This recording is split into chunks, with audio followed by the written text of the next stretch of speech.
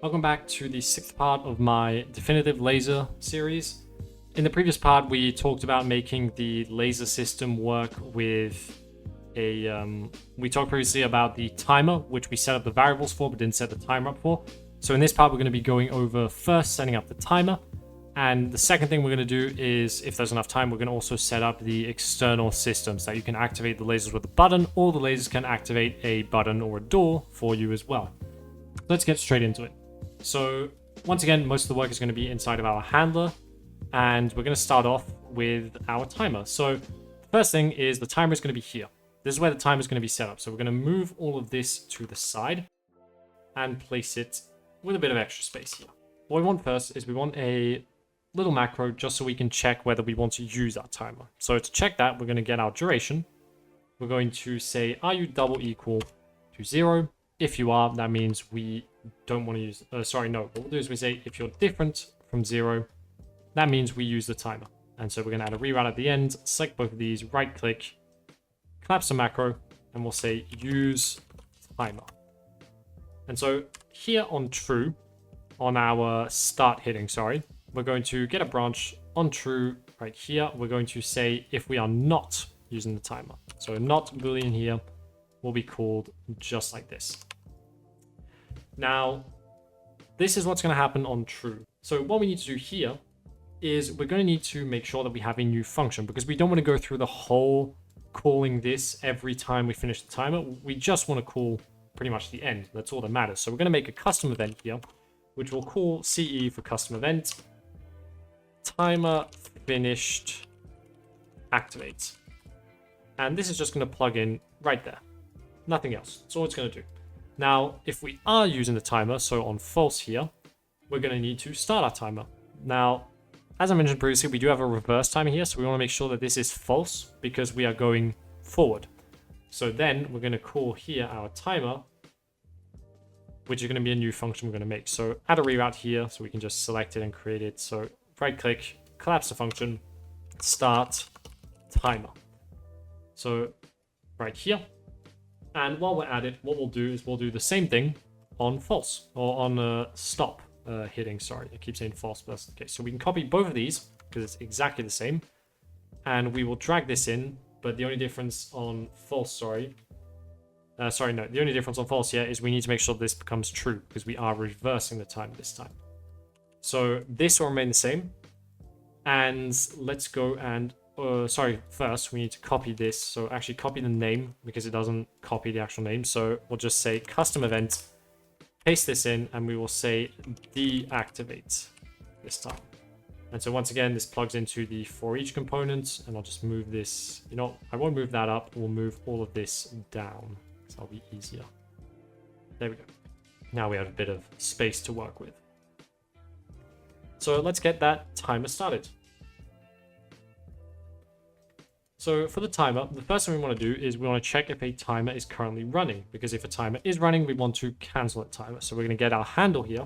We're going to say, does timer exist by handle branch? If it does, we're going to get rid of it. If it doesn't, then that's just fine. So I'm going to move this just here for my sakes. Now, if it does exist, we want to clear and invalidate. So copy it, clear and invalidate, timer by handle, plug this in. And if not, we just ignore this or put a few reroutes by holding down R and clicking. Later, we're going to have a branch here. For now, we're just going to go with a basic thing. So we're going to say set timer by event. And the timer is going to be our substep. It's not going to be our actual duration, because we're going to pretty much loop this. And so this is going to be our handle. So timer handle set here, drag it in. And the event we're going to do is we're going to need a new event. We're going to create that. So create event. And we're going to create a matching function, which will just be a blank function. And we will rename this to update timer. And start timer right here can just be plugged in, and we don't need anything else. So make sure you have looping checked, substep here, update timer here, and handle here. So back into update timer now. So what we're going to do is we're going to do a select here, or a select to check whether we are complete or not. So for that, we're going to select here. So make sure it's the basic one. And the condition is going to be our reverse timer. And whether it's true or false is going to be whether our timer alpha here is superior or equal on the top here on false. If it's superior or equal to 1, that means we're finished. That means we have gone through in the forwards direction, so to speak, and that the timer and that the object is now activated. Now, on the other hand, if this is false, or sorry, if this is true, that means that it's reversed. That means we are deactivating. So we'll say inferior or equal to 0. So plug this in like that, and we'll just move this up as well. So if this is true, meaning we are complete, we're going to get our timer and we are going to clear and invalidate it, not comment it, clear and invalidate on true. And on false, we're going to reverse the timer, plug it in here. And on true, so reverse, we're going to say timer finished deactivate. And if it's false, that means we're going forward. So we're going to say timer finished activate. Now, the only thing we have left to do is we have our update. So for the update, which is false here, we're going to modify our timer alpha. So that's going to go in right here. And that's pretty much all we're going to do. Now it's just a matter of how we do it. So what we need is our duration. And to convert our duration to a percentage, we're going to divide it, or we're going to divide 1 by it. So make sure we put 1 at the top here. And so all we have to do then is multiply this by the substep. So get our substep here. And so now all we have to do with this is determine the direction. So with our reverse timer, we're going to do exactly that. We're going to select a float, and that float is going to be, if it's inverted, so a minus 1, otherwise just 1. And we will multiply this here by that value. And so with this, we can now say plus our current alpha, which will either increase or decrease it by the value that would be the percentage. So this is going to be plus, and we're going to plug it into the time alpha here. So I'm just going to move all this so it lines up. And we want to make sure we add it to our timer right here. So this will handle the updates. So let's check if this functions. So we're going to put print here. We're going to attach it here. And I'm going to get rid of a few, or I'm going to get rid of most of the stuff we were working with here. So I'm just going to put a normal cube. So just this one right here. And it should be in line there. And I'm going to make sure that we use our timer. So for our timer here, we're going to say duration, let's say 5 seconds. And substep, we will put 0.0016. That's fine. So let's play. So it gets hit. It's going to increase for about 5 seconds. And there we go. Now we're at 1. It activated. Now if I block it though, it's going to slowly deactivate for the 5 seconds as well. And then it will turn off now. And obviously, if I let it go again, it's going to start increasing. But if I block it midway, it will decrease as well. And re-increase if I let it go. And vice versa. So it's working exactly as intended. Now we do have a bit of an error.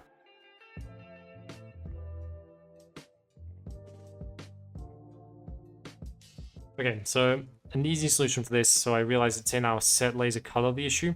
The problem is it's looking for the color of the current laser hitting because it's just needing to recalculate it because a laser has just been disconnected. So what we need to do is just tell it that it isn't hitting any lasers because it's a very specific case.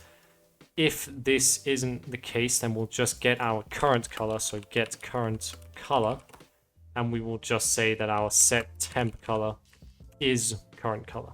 That way it just remains because this is a very specific case. So right here, we want to get our owning handler, want to get filtered lasers, and say that it is not hitting anything. So is empty.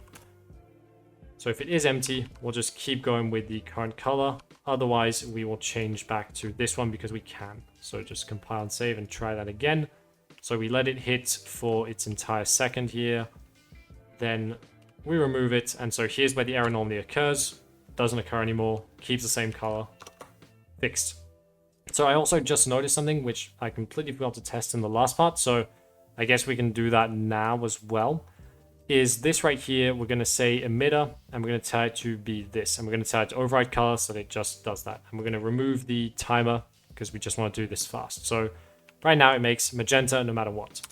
So what I want to do is I'm going to tell it to take into consideration the two lasers here that hit, but I want it to only take into consideration this one right here. So that means it doesn't matter what this one is because I'm going to tell it to filter that color because I completely forgot to check the filters. So first we'll do with the rules. So right here we're going to say it needs two colors to hit. So if two lasers are hitting, it will activate. But if I block this one, it'll deactivate because there's only one laser hitting. There we go. So that's working. So we know that with no colors, it's working. So now let's try it with one of the colors being blue. So it has to be blue. If it's not blue, or at least one, it won't work. If that's the case, it works just fine. Now, let's say we need green. So we can't do that because we don't have green. So let's see what happens. So it should not be allowed to spawn because no green is hitting it. So that's perfect. That's exactly what we want. Now, on the other hand, here, we are going to remove these. We're going to say no rules.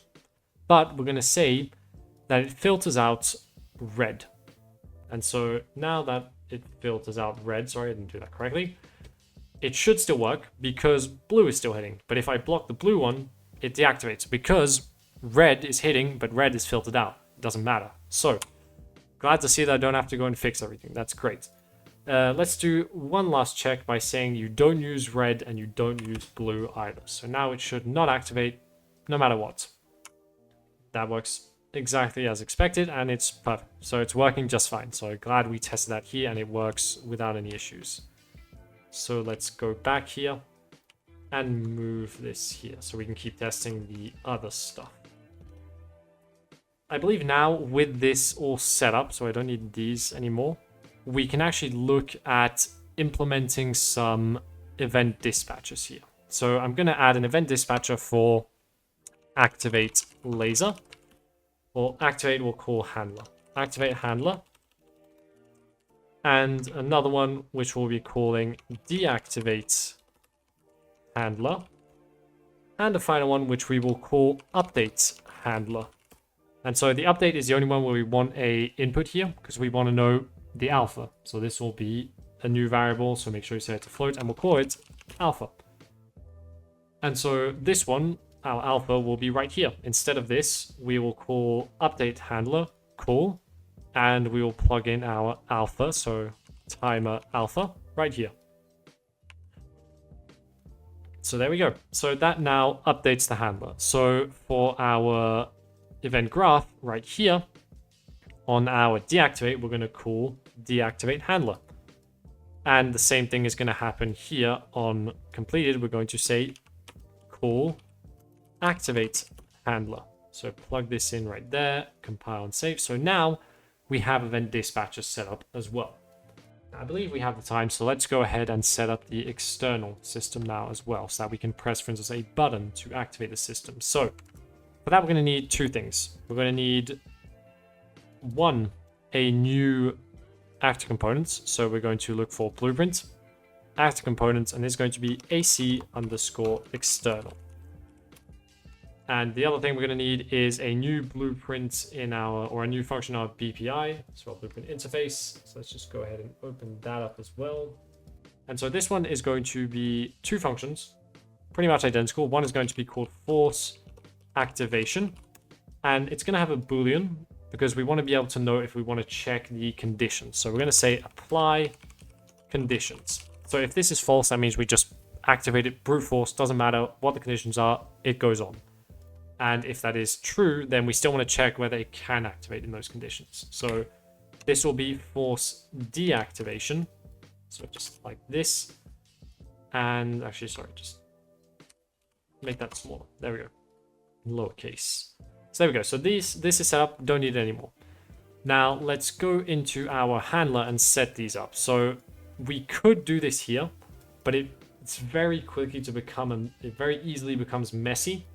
So instead, we're just going to make it kind of separate. So Okay, so I actually just realized something we also need to add very quickly. Inside of our, I believe it is called Recalculate Colors. Just made a quick thing that I just noticed. Right after this, we need to make a quick check because now we have this activate. So right here, we want to add can activate. And if we can activate, we want to activate or deactivate our system. And to do that, we can use an override. And so that override cannot sadly be this one because it's not linked to the timer and we might need to start the timer. So we're going to need another custom event. And this one will be called CE activate override. Or in this case, I believe it's deactivate. No, this is start. So this is good. So we're going to add a reroute here, plug this in, and we'll just copy the name again. And so custom event here, and this will be CE deactivate override. And so this also goes right here, plugged in there. And so this will be called if, for instance, we do our recalculate color right here. If we need to activate it, we will say CE activate override. And if we need to deactivate, we'll say CE deactivate deactivate override. There we go. And that will work just fine. So this will fix any issue, for instance, if we had a change and that change might have impacted it indirectly. So now with that out of the way, we can move on to our external system. So first, let's get our force activation and our force deactivation, and we will move them down because we need a bit of space for this. So first things first, we need one extra thing. And this one extra thing is just that if we have, for instance, multiple systems, let's say we have 2 buttons that need to be pressed for it to work, then we need to have multiple conditions. So for that, we need a quick function that we're going to make and a quick reference that we're going to need for that. So what we're going to need is a new variable that is not going to be exposed. It's going to be handled separately. We're going to create this and we'll leave it in storage as well. And it's going to be called linked external components. So comps for short. Now, what these are going to do is they're going to make a function that's simply going to check whether the component is activated and let us know if they're all activated. Well, that means the whole system can run. So I'm going to make that for each loop here, but we don't have the external component set up yet. So for now, we're just going to leave it at this. So select this, right click, and collapse the function. We'll call this all comps activated. No, are all comps activated. And this will be pure, and it's going to have a return value of type Boolean. Just like this, we'll call it return value. And the reason we need this is because when we say force activation here, we're going to say branch. This branch is first going to be used to check, are we trying to apply the conditions? So we'll just add a reroute like this. If we are, we want to check, can we activate? So can activate, as well as are all the components activated. So here we're going to say, and are all the components activated? Actually, no, sorry. It's probably easier if we do it this way instead. So if this is false, we ignore this. So we don't need to check can activate because we don't care about the conditions. On true, that means we can activate, so we keep going here. And that means we also check, are all the components activated as well? Because if the components aren't activated, that means it doesn't matter, we can't continue.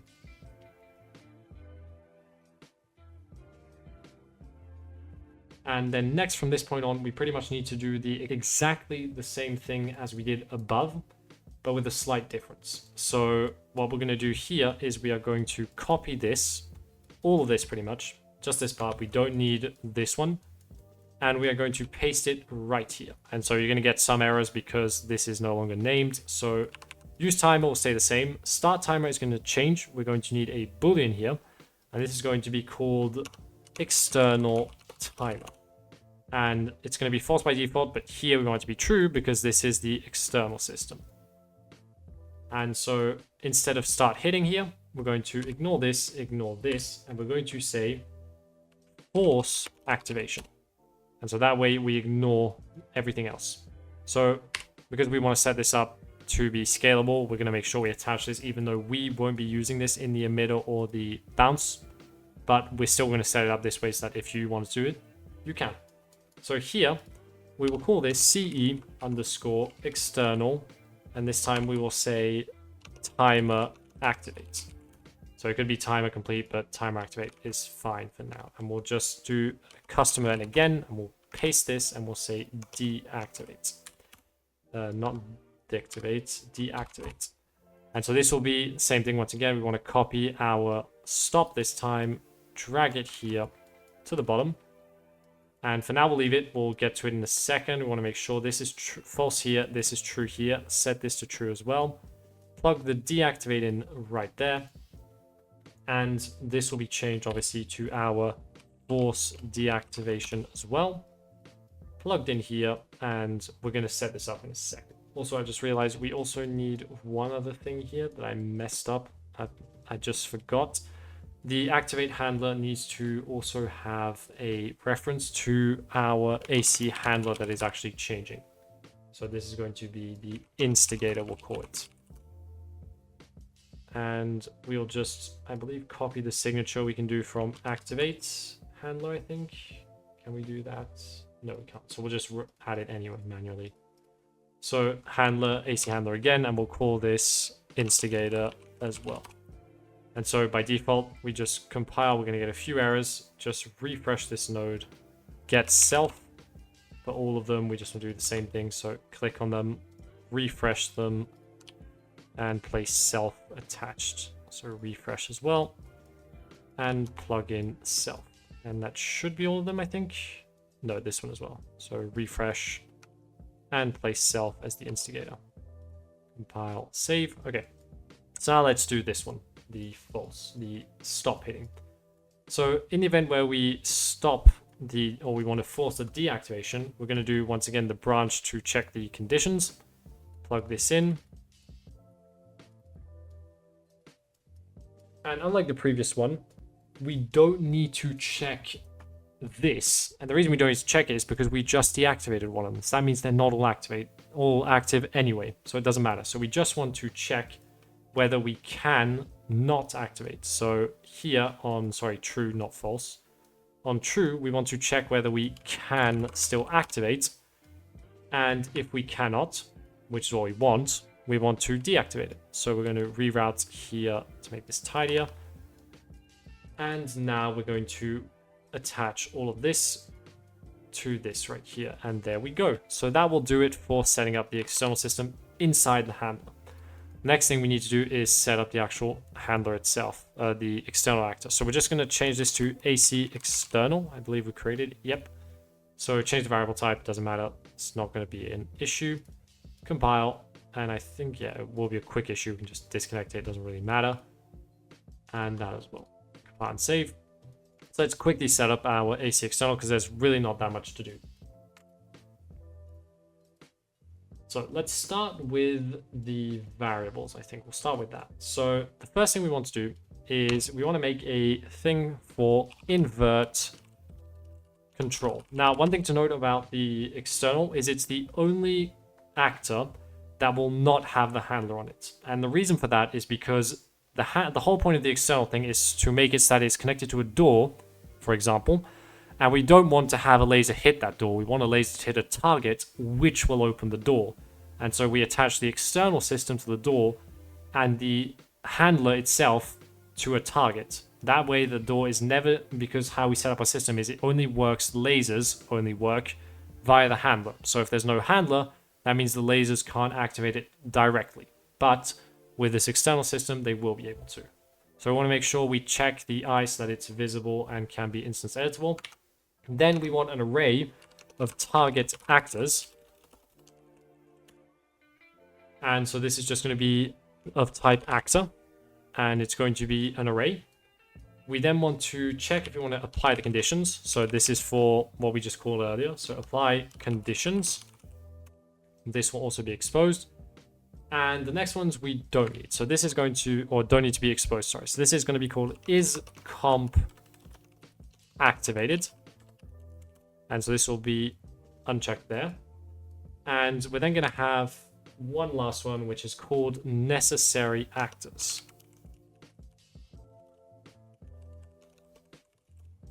And necessary actors is going to be the AC handle. So AC handle here. And it's going to be a map, and the other side of the map is going to be a boolean. So just this. And what this is for is in the event that this is, for instance, a door, this will keep track if all the necessary, for instance, let's say you have 2 targets, then this will store the 2 targets and say, oh, well, the 2 targets are good, they're activated, we can continue, we can open the door. So that's what this is for. In the other case where, for instance, this is a button, this won't be used. So the last thing we need to make is we are going to make some event dispatchers here. So this event dispatcher will be called external activates. And this is going to need a boolean, and it's going to be called apply conditions. And then we're going to have a duplicate of this, which is going to be external deactivate. And this is going to have, once again, a boolean, which we will call apply conditions. And finally, the last one, which will be the update. So this will be external updates, and it will have a float. So select float here, and we'll call this alpha as well. There we go. So compile and save, and let's get into the actual blueprint here.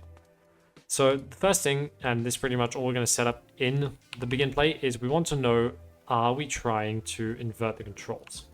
On true, we will be saying, okay, well, we click the button, we turn on the laser, so to speak, or the spawn, for instance, the best example.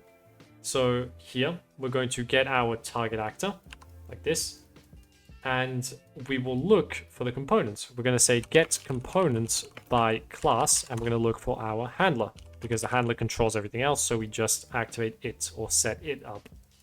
So first we want to check, is it valid? Because if it's not valid, we shouldn't even be considering these. So if it is valid, what we're going to do is we need to make sure here that we get our linked external comms and we add self to it. So add unique, we're going to add self. So just like this, on is valid. Now next, we're going to need to go through and assign some events. So here we're going to get external, drag it in, and we're going to say bind. And what we're going to bind it to is we're going to say create an event. And right now, this isn't going to work. If we look at it, it doesn't have any function that we need, but what we're going to do is we're going to connect our object to be our AC handler. And so in here, we do have a force activation. And so that's exactly what we're going to use here. And on deactivate, we'll do the same thing, bind. We will get a copy of this, attach the event, and same thing, make sure you attach this right here. And now we can say force deactivation. And now we have the system set up so that if we click a button, it will activate or deactivate by force the system. Now, on the other hand, we need to do pretty much the same thing. So we're going to copy this, and so this will be on false. So let's just line this up here. Now, in this case, we're talking about getting hit. So here we're talking about opening a door with this system. So as I mentioned, necessary actors now is needed. So we're going to get this and we're going to say add an element to it. And so the element we're going to be adding is this right here. So we'll put a reroute, but we're also going to be checking whether we need to invert this system, because if we invert the system, that means it's already activated. So here we're going to say get invert system, and that, if it's true, means the necessary actor is already ready. For instance, let's say it's a very, very particular case. If this happens, it's really up to you, but if we use the invert system, we want to use this by default. So now, instead of doing what we did here, what we're going to do instead is we're going to bind these events from our handler to functions we're going to make here. So we're going to get this here. We're going to say bind handler activated, and we're going to have to make an event for this. So we're going to say create event, and we are going to create a matching function, and we'll call this new function here activate this. And so that's what we're going to be created here. And that's the reason we need the instigator, is so that we can update this array or this map right here. And so same thing from here, drag and call bind event deactivate handler. Plug this in right here. And here we're going to say create event again, and we're going to create a brand new event. And this will be called deactivate this. And finally, we need one last one, and this is going to be the update. And we probably should have set up the update here as well, but we don't actually have a force update system set up, and I don't see it being very necessary really, because you just want to activate and deactivate lasers. There is no powering up really, so we don't do that for this. And here we're going to do, so as I mentioned, here we're going to do the update a handler, and we're going to assign it. And so we can remove this, don't need it. And the assign will be basically the same thing, create event. Once again, select function, create matching function, and we'll call this update timer, or update this, sorry. Keep the same convention. So with this, we now have a setup for a door. We have a setup for a button. Let's finish with our activate system. So this is all we're going to do in the begin plane. So we'll start with activate this. So if we are not inverted controls, so right here. So on invert control, sorry, we're going to say comp is activated. That's what this means, because we're going to be using this as well in another system. So we'll get to that in a second. So here we're going to call external activate, and we're going to say apply conditions. And once again, this is true, meaning we're talking about pressing a button to activate the system. So on false, on the other hand, what we need to do is we need to get a sequence here. We are going to start off by saying necessary actors, we're going to say add. And what we're going to do is we're going to add our instigator here. So instigator. And this is going to be true because we're talking about activating it. So it's now activated. So this is true. And after this, we're going to do a branch. For some reason I can't add a branch. There we go. And we're going to need to create a last function here. So reroute, select this, right click, collapse the function, all actors active. And this is going to be pure. So what this will check for is, are all these conditions met? And if they are, we're going to do the same thing as here, call activate, and place it on true. So let's just very quickly do this function right here. And it's pretty simple. We're just going to go through this right here. We're going to get our keys. So that way we can check each handler one by one. And we're going to go for each loop through them. It's like this. And we're going to say find, not F, sorry. Find in our necessary actors. And if at any point this is false, so that means if at any point the top one is false, because the bottom one just checks if the item is found. So if at any point this is false, we want to return false. But if we manage to reach the end, we want to return true, because we have got only all the necessary actors are valid. Next, we have deactivate. So deactivate this here. We're going to once again have a branch. We're going to go through and check if we are inverting the system. If we are, that means we can say comp is deactivated. So this is false. And we can call our external deactivate here. And we will plug in our apply conditions. And so with this, we now also want to do the same thing for as we did here. So we'll copy both of these. Actually, just this will do. Deactivate this on false, and it will become false. And that will also mean automatically that we deactivate because, well, it's no longer valid. So we can deactivate it. So we can compile, and the last thing we need is our update. And our update is pretty simple. We just want to call our external. So call our event dispatcher here and tell it to update the system outside. So compile and save. And that should cover everything we have right now. Or at least everything I want to show. There is something that isn't going to work yet, so we're just going to have to set that up or show that in a second. So what we're going to do is we are going to make a new blueprint for testing this out. So we're going to make a new actor. So actor here, a underscore, we'll call this button. And so this button is simply going to have a box collision to be precise. And let's just see what this looks like. So it's a bit small. Let's make that a bit bigger. So we'll make this 100 by 100 by 100. Oh, not 1,000, 100. Doesn't matter too much. We just want to use it to test this whole thing anyway. So this right here, we are going to turn it off. And I believe we're going to set it to invert system. So we're going to, now if we play this, this won't turn on because it's no longer inverting its system, but it's locked so it can never actually be hit either.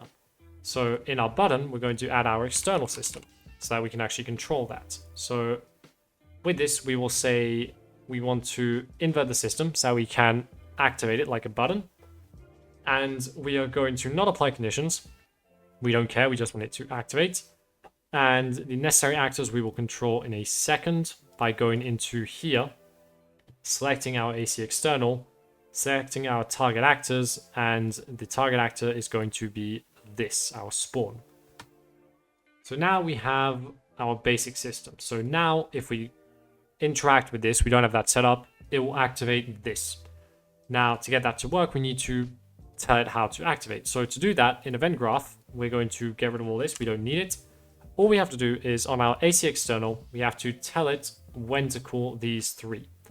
So to do that, we want to say on our box, and this is up to you, this is how you want to interact with it. We'll say on begin overlap for starting and end overlap for stopping. And from our AC external, we will say this activate. And the instigator we don't need because this is performed outside. And so we'll do the same thing here. On exit, we will say deactivate this.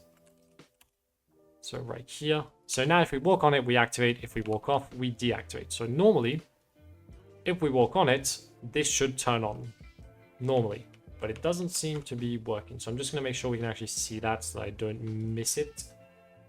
If we go here and I believe it is hidden in game. Yes, so we'll uncheck that. I think the issue is because I compiled. And so when you compile, it sometimes resets this, I believe. So let's have a look. So now I can see it and we do overlap it, but it's not turning on. I know why. The issue is because we never finished our AC handler here. We never told it are all components activated. So very simply in AC handler, we want to go through this array and we're going to say is, I believe, activated is what we called it. Is comp activated. If this at any point is false, that means that it's not true for all of them. So we return false. But if we reach the end of the array, we return true. Okay, first already, we need to drag this here. Completely forgot. So right here, I forgot this. It's not causing the error, but the timer here needs to be set up to handle external stuff as well. So right here in our start timer, we just want to add a branch, and the branch on true will go to that. Sorry, no, on false, it will go to what we already made. But on true, we want it to use, for instance, a different timer, which will do almost exactly the same thing. It's just that it needs to be set up to be finished externally, sorry. So we're going to get our external timer boolean that we created. So external timer, not that we created, but that we added as a parameter, I believe, earlier. And so we're going to copy this, plug this in. It's going to be exactly the same thing, but instead of update timer, we're going to duplicate update timer and call this external update timer. And so the only difference is at the end here, instead of calling CE timer finished, we will call CE external timer activates. And sorry, the other way around. So CE deactivate, and deactivate is at the top and activate is at the bottom. So make sure you do deactivate on true, activate on false. And so in our start timer, we want to make sure we change on true here. So if we're using the external one, to update the external timer instead. So it should look exactly the same except for this. So compile and save. And now I'll get back once I figure out what the issue was there.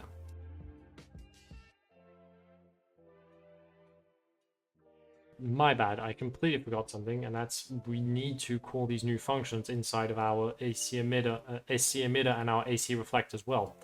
So here is where we're going to do that. So I forgot in event graph, we're going to need to get our new thing. So force deactivation, force activation, and we're just going to place these where they need to go.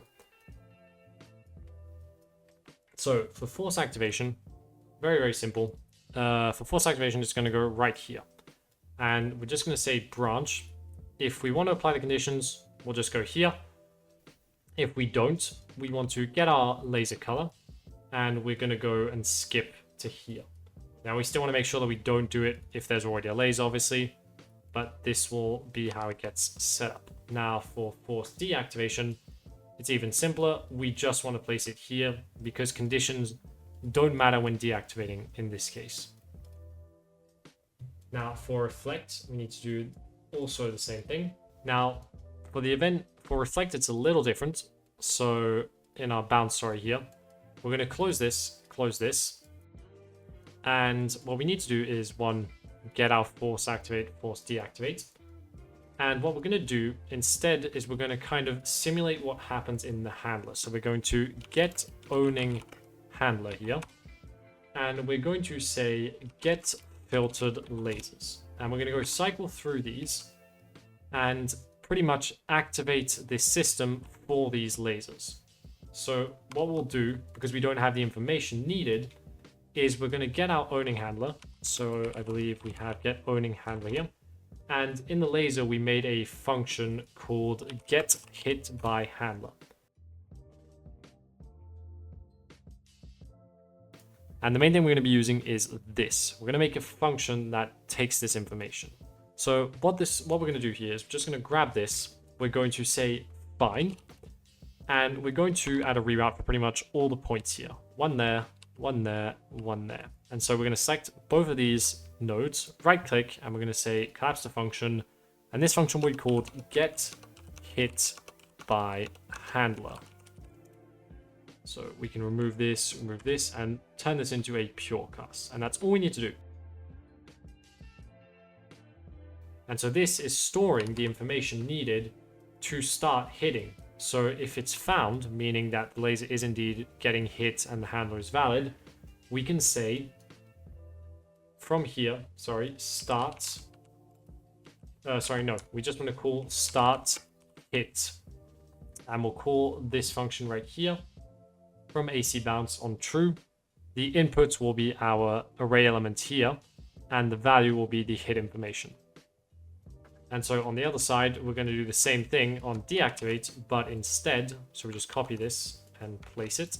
All we're going to do is say actor stop. Just right click anywhere, actor stop. Stop hit.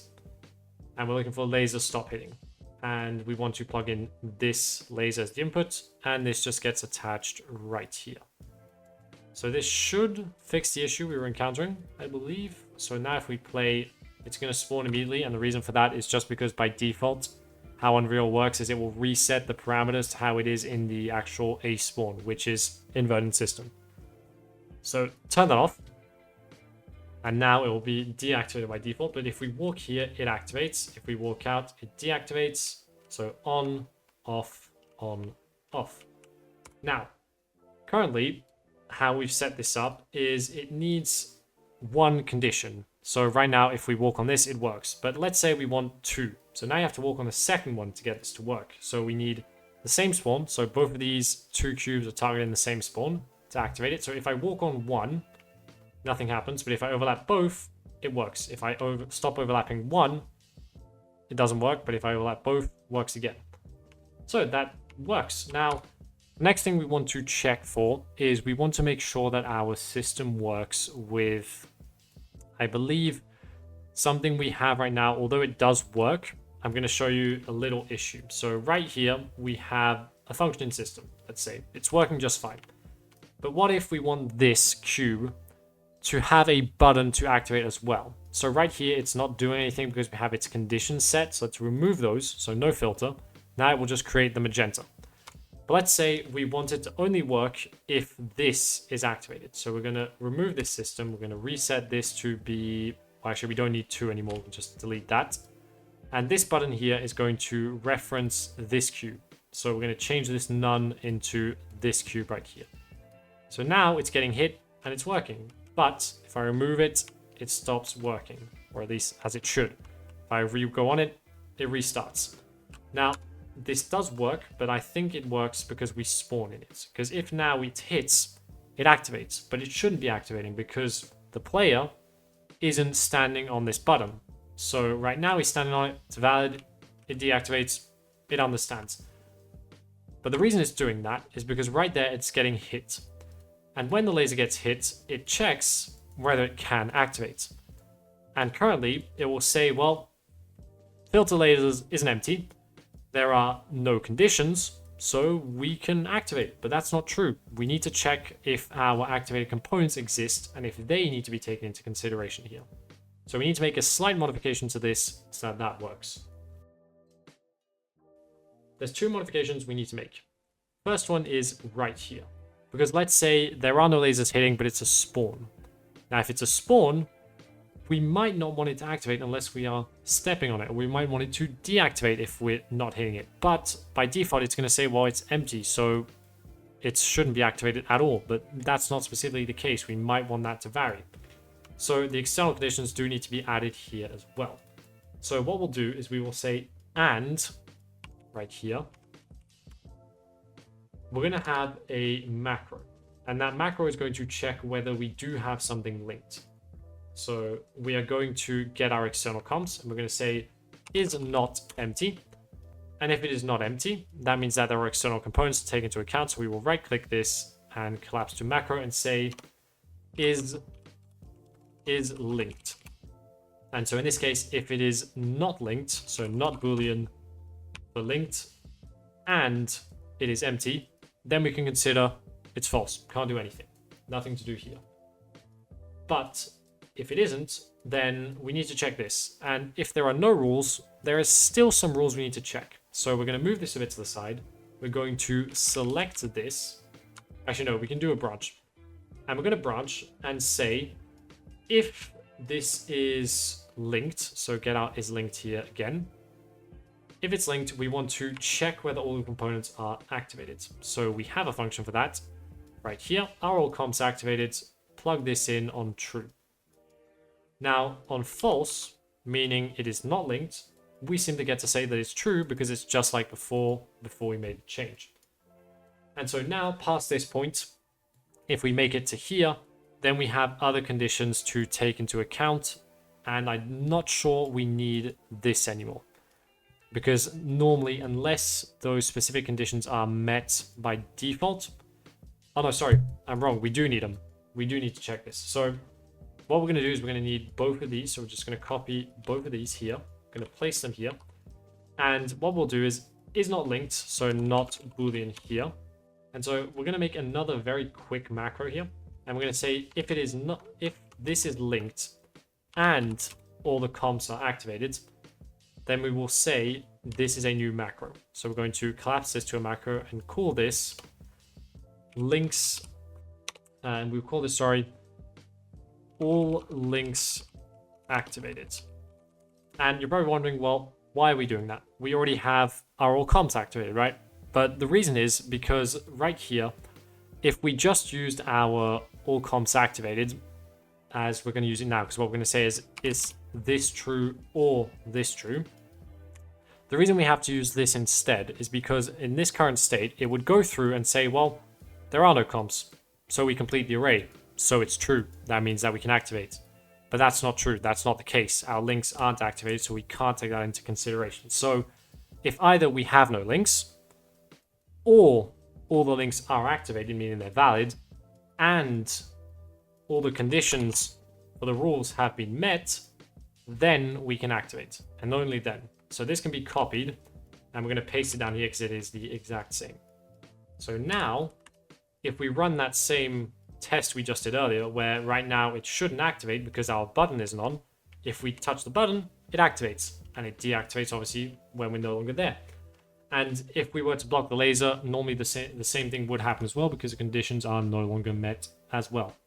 So, I believe that covers everything. I think one last thing we can check is let's make a door.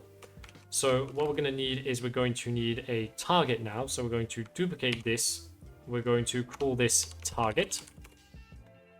And what this target is going to do is it is simply going to get hit. And once it's hit, it's going to open door. Simple as that. So what we're going to do is we're going to make our door. So we're going to make a new variable. So actor, we'll call this a door. And so this is going to be very, very simple. I'm not going to bother too much here. I'm going to make a cube. I'm going to make a second. I'm just going to make a cube, and I think we'll just make it move. That's all we'll do. So we'll just make this slightly smaller here. We'll move it up. And so this, I think, is going to be a bit big, but it shouldn't matter too much. Or a bit smaller, probably. So we'll make it a bit bigger than that. So put it to by 1.5, and we'll raise it up. There we go. And so here we have our very beautiful door. And we're going to place this a bit to the side here. And just to make sure this works, we're going to remove this. So now this should activate directly when hit. Correct? And in front of this, we're going to add our target. So right here. And so now we have a target. We have our goal here, so our door. And so our door is going to need our external system. So right here. And this time we're not going to invert it. We're not going to use any conditions. We're not going to do is comp activated. That's not necessary. We shouldn't touch that.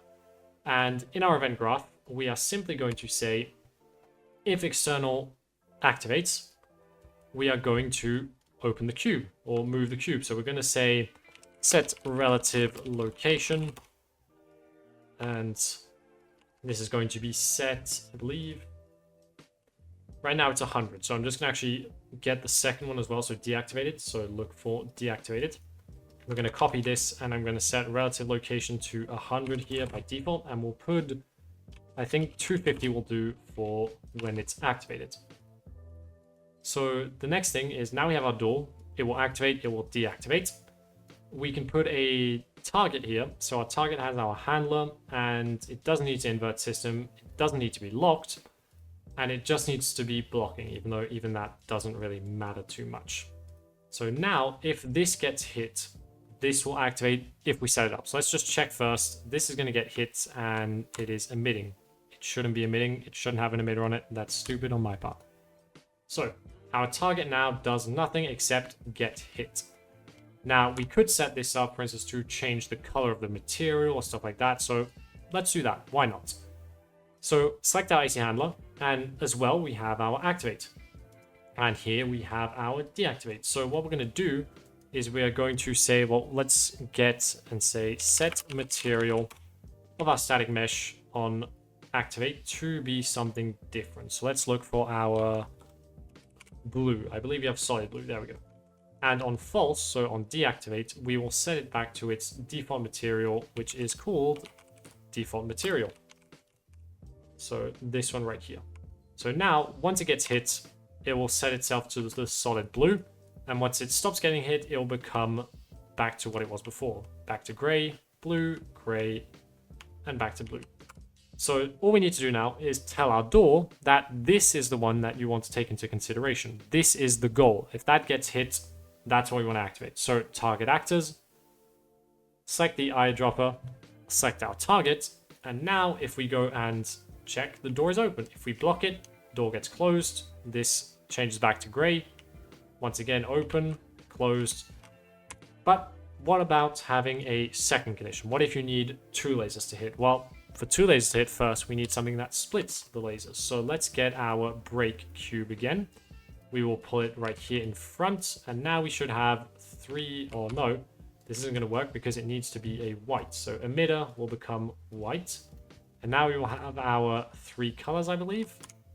No, we won't, because I forgot to tell it to use the color value instead. So now we have all three colors, red hitting there. And now let's make a second target. So this one is going to move right here and it's going to use the same system. So now we just need to make sure that we tell this one to use both. So add an actor target, select the second one, and there we go. So the door is open because the laser is hitting both. If I block one, it stops. If I let it hit it, it works as well. If I block the other one, it stops as well and opens up again. So with that, I think we have covered absolutely everything about this tutorial. I even made a very quick button that we showed earlier and a door, even though it's not very pretty. That's exactly how it will work functionally. If you want the door to, for instance, open with a, for instance, timer, you could use the update instead of using the event activate and deactivate to slowly open the door. Or if you want it to open at the end only, then you could use a timeline, which gets reversed, for instance, when you are done or you deactivate. So, thank you for watching. Thank you again to everybody who's supporting me on Patreon. Thank you for watching. I hope you enjoyed this revamped tutorial of something that I kind of butchered previously, but I think it is a lot better now. So I will see you in the next video. Goodbye.